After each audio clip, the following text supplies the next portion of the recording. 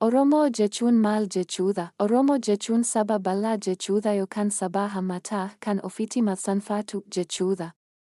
Uummatni Oromoo saboota kaaba baha Afriikaatti argaman keessaa isa tokkoo fi saba guddaa, aadaa badhaadhaa qabu, dachee uumamaan badhaate irra qubatee jirudha. Uummatni Oromoo duruma uumama isaa irraa kaasee sirna aadaa isaa ittiin geggeessu, amantii isaa ittiin ibsatu, barootaaf itti fayyadamaa kan ture, kan dhuunfaa isaa waan ta'e sirna waaqeffannaa kan qabudha. Oromoon waaqa isa dachee fi waan isa irra jiraatu akkasumas garaa dachee keessa waan jiru mara isa uume sanaaf jiruu fi jireenya isaa guyyaa guyyaa keessatti iddoo guddaa fi olaanaa kennee hawaasa jiraatudha. Sodaa fi safuun waaqaaf qabus kanuma irraa madda jedhu hangafootni Oromoo. Uummatni Oromoo waaqa tokkichatti amana. Waaqni tokkichi kun dhugeeffata hin fakkaatu kan hin qabne uumaa waaqaa fi dachee kanaati jedha. Nama ta'e nama dhugaa kana shakku yoo arge waaqni akka itti hin mufanneef Oromoon araara kadhataaf. Garaa isaa qulqulluu ta'een waan kadhatuuf waaqni isaa kunis ni dhaga'aaf. Kanaaf, Oromoon uumama waaqaa fi harka namaa ta'an kamiinillee bakka waaqaa buusee hin waaqeffatu garuu uumama kanatu gochaa fi humna waaqaa ibsa jedhee raajeffata. Kanaaf, Oromoon lageen, tulluuwwan, mukkeetii, gaarreewwanii fi wanneen kana fakkaatan itti hin waaqeffatu. Haala kanaan, Oromoon waaqa uumaa waa hundaa ta'e kana bifaa fi adeemsi ittiin waaqeffatuu fi galateeffatu irreechadha. Irreecha jechuun waaqa tokkicha sana galateeffachuudha jedhu abbootiin. Kaalandara Oromoo akkaataa Oromoon itti bara lakkaa'u waa'ee yeroo fi seenaa irratti Oromoon yaada bal'aa qaba. Oromoon jiruu fi jireenya isaa jiloota adda addaa yeroo itti dhimmoota siyaasaaf wal gahu, yeroo itti aangoo walitti dabarsuu fi kan hundaaf dursee bara, ji'aa fi guyyaa beekamaa ta'etti beellama qabata. Kaalandari Oromoon yeroo yaadachuuf itti gargaaramu sirriitti kan qindaa'ee fi karamedha. Akka kaalandara biyyoota biroo aduu dhiitee bariitu qofa irratti hundaa'u utuu hin taane sochii ji'aa, baatii fi urjii irratti illee kan hundaa'edha. Kaalandari akka kan Oromoo ji'aa fi dhahaa urjii irratti hundaa'e seenaa uummatoota biyya lafaa keessaa aadaa uummatoota sadii qofa keessatti galmaa'e. Isaanis Chaayinaa, Hinduu fi Maayaadha. Kaalandari Oromoo tuuti urjii torban tokkoon isaanii yeroo isaan itti ji'a waliin toora tokko irra dhufan faana dhahanii ilaaluu irratti kan hundaa'edha. Kun dhaha urjii jedhama.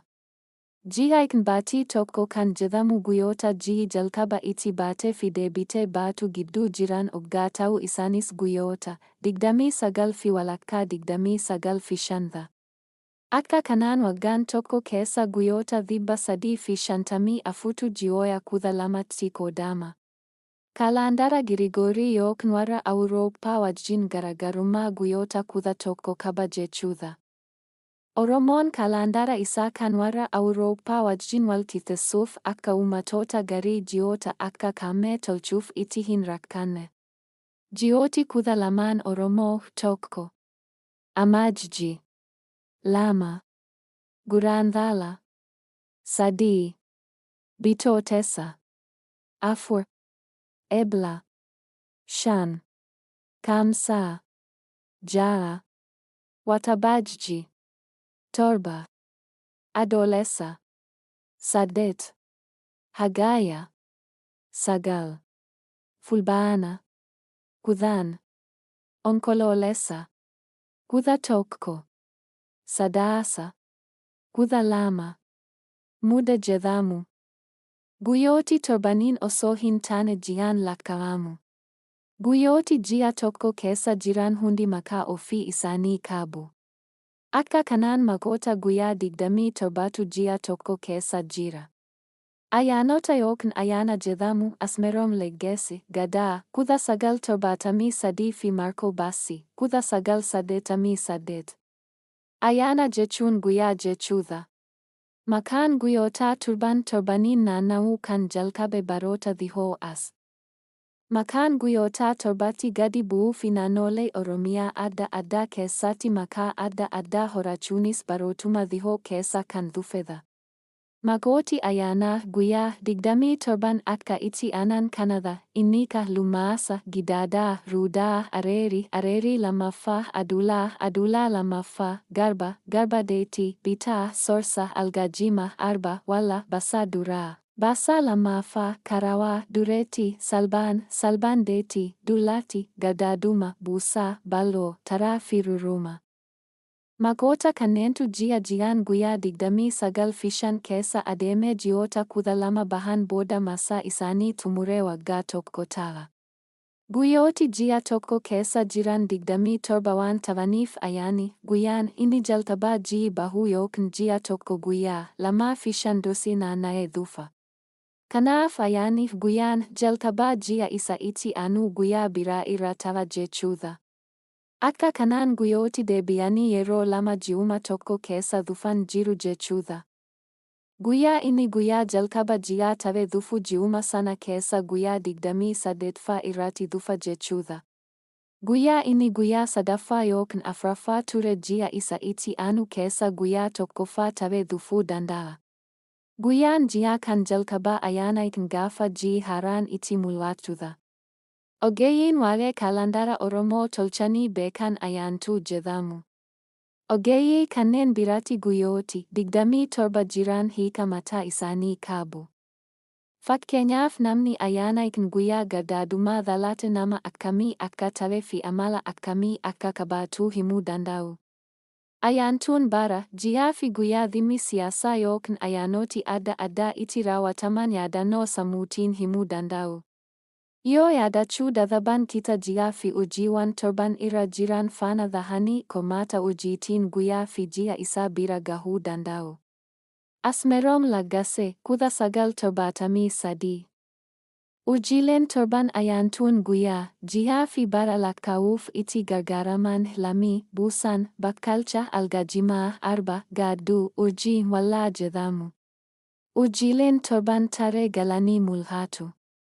Warri ayyaantuu walitti dhufeenya ji'i tokkoon hojiiwwan kana wajjin qabdu ji'aan jala bu'anii qorachuudhaan maqaa ayyaanotaa yookiin guyyootaa adda baasu. Hambaan seenaa fi aadaa Oromoo durii qormaata kan waa'ee urjii fi hambaa seenaa duriitiin kaaba Keeniyaa keessatti argame, akka Oromoon dhaloota Kiristoos waggaa 300 dura dhahaa urjiin guyyaa, ji'aa fi bara lakkaawaa akka ture ibsa.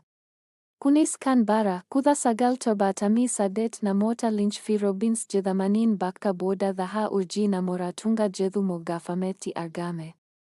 Akka Lynch fi Robbins qoratanii bira gahanitti, utubaan dhagaa gurraacha Oromoon utubaa Janjaroo jedhee waamu 19 kallattii urjiiwwan murtaawoon irra jiran agarsiisu.